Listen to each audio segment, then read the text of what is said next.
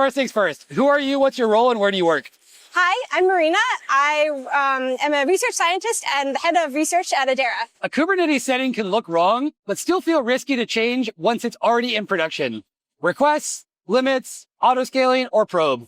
What would you tell a team that sees the problem, but is nervous the fix could cause an outage? I would tell them to start small, right? Pick something that's and it's just both to start small and that it's easier to fix now when you see it than after an incident. So so start small, see if you can do it in just one cluster, in just one location, maybe just one region, and then kind of roll it out more broadly so you can kind of catch problems as they come.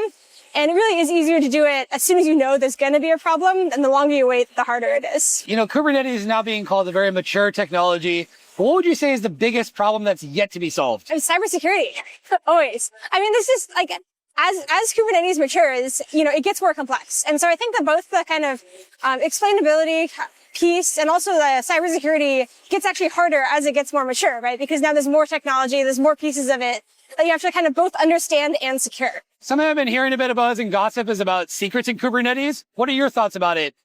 Are they enough? Are they not enough? What should there be? I think they're a good start, right? I think that it's a big help. Like secrets management in general, right? It's important to do it right. And having it built into Kubernetes, I think, is a good way to kind of make those secure defaults. But there's always more to do, right? Making sure that people are using it correctly, right? Because a good tool is only as good as the way it's used. So I guess that's the next piece. It's impossible to have a conference nowadays without talking about AI.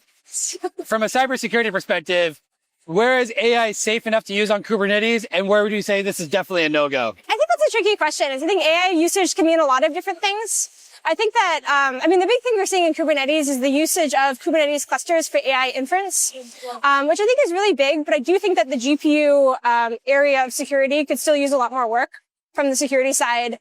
Especially as we're sharing GPUs in a cluster, right? Because these are big, expensive GPUs. And as far as using LLMs to help you use Kubernetes and help you use the other tools, I think that, human in the loop is still really, really important, right? Making sure these tools have output that actually makes sense and actually fully understands what your system is and the consequences in your system.